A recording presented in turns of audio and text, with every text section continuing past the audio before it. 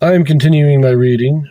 What I'm doing in this series is to read through the entire standard works of the Church of Jesus Christ of Latter-day Saints. This consists of the Bible, the Book of Mormon, the Doctrine and Covenants, and the Pearl of Great Price. I am reading in a chronological order of events, not according to publication or volume, so I will be skipping around a bit as I move along. Right now, I am moving back and forth between 2 Samuel and 1 Chronicles. I read the first 5 chapters of 2 Samuel, and now I'm reading several chapters in Chronicles before I return to Samuel, because we are getting a parallel narrative, but they don't tell exactly the same events. So this will be 1 Chronicles chapter 14. David marries wives, begets children, defeats the Philistines, and his fame spreads to all nations. Okay. Now Hiram, king of Tyre, sent messengers to David, and timber of cedars, with masons and carpenters to build him a house.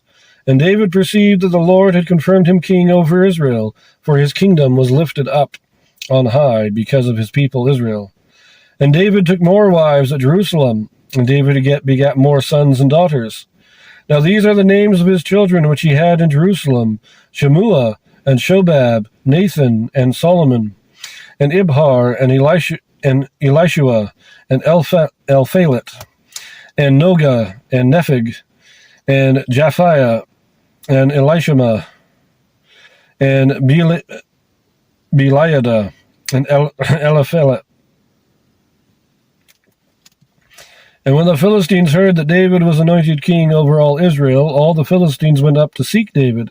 And David heard of it, and went out against them. And the Philistines came and spread themselves in the valley of Rephaim.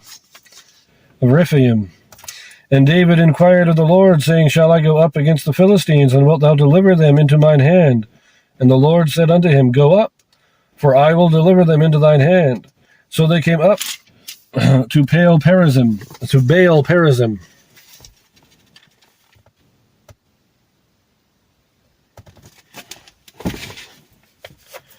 And David smote them there. Then David said, God hath broken in upon mine enemies by mine hand, like the breaking forth of waters. Therefore they called the name of the place Baal Perazim. And when they had left their gods there, David gave a commandment, and they were burned with fire. And the Philistines yet again spread themselves abroad in the valley. Therefore David inquired again of God, and God said unto him, Go not up after them. Turn away from them, and come upon them over against the mulberry trees. And it shall be, when thou shalt hear a song of going in, a sound of going in the tops of the mulberry trees, that then thou shalt go out to battle. For God is gone forth before thee to smite the host of the Philistines. David therefore did as God commanded him, and they smote the host of the Philistines, from Gibeon even to Gezer. And the fame of David went out into all lands, and the Lord brought the fear of him upon all nations. Now, I read through that entire thing because we've actually read this story before, almost word for word. This is a story told again in 2 Samuel chapter 5. Now, this is the end of chapter 5 in 2 Samuel, after he conquers Jerusalem.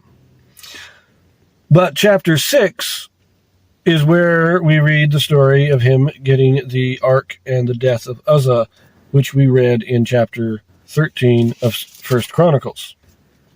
Note the difference in timing.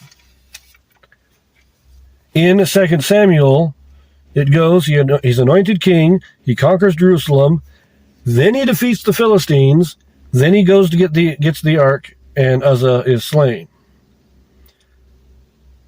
4 things: king, Jerusalem, Philistines, Uzzah. And then bringing the ark to Jerusalem. We'll call those 5 things. That's the order. King, Jerusalem, Philistines, Uzzah, ark brought to Jerusalem. But in 1 Chronicles, he's still anointed king first, then he takes Jerusalem, but then he goes to get the ark and Uzzah dies, and after that, he fights against the Philistines. And then he goes back and gets the ark and brings it to Jerusalem. So there's a different order of events given here. And we don't know exactly which order is correct.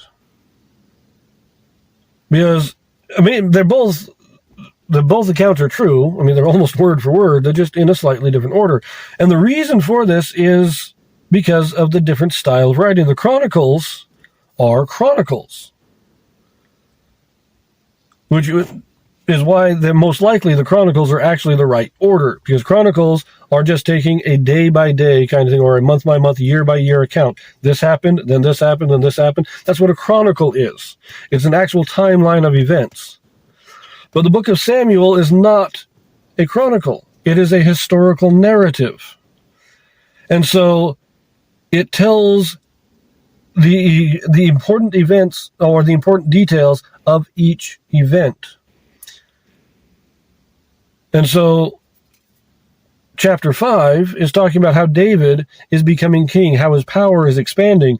And so it talks about all those things that are evidence of his power as king expanding. He is anointed king by all Israel. He conquers Jerusalem. He conquers the Philistines, and his fame is spread throughout the world, or throughout the Middle East, anyways.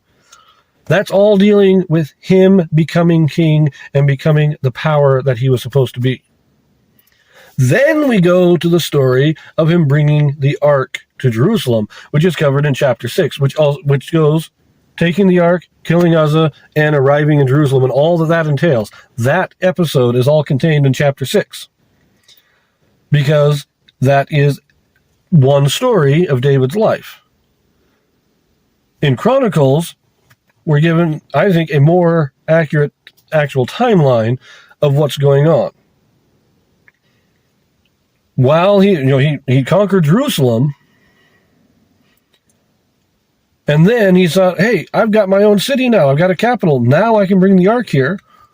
He starts bringing the ark. Uzzah is killed. And he says, oh, wait a minute. Maybe I shouldn't be doing this. The ark is with Obed-Edom for 3 months. During those 3 months, he goes to war with the Philistines. And he conquers the Philistines in these 2 separate battles. When he gets back from this, then we get into the next chapter, chapter 15, which will be him bringing the ark the rest of the way to Jerusalem. And so we have this break. And see, this is why lining up the timeline of the Old Testament, of any of the scriptures really, is so difficult. Because they're not always written, even a single book is not always given in chronological order. We are given this story, and then this story, and then this story, and sometimes those stories overlap in time. Even within the same book.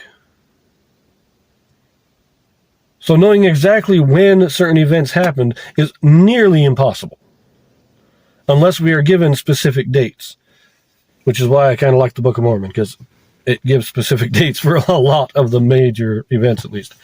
So, but I'm going to leave that here. We are actually going to be returning to 2 Samuel in the next video, reading chapter 6, because it covers the death of Uzzah, which we read in chapter 13 of 2 Chronicles. So see you then.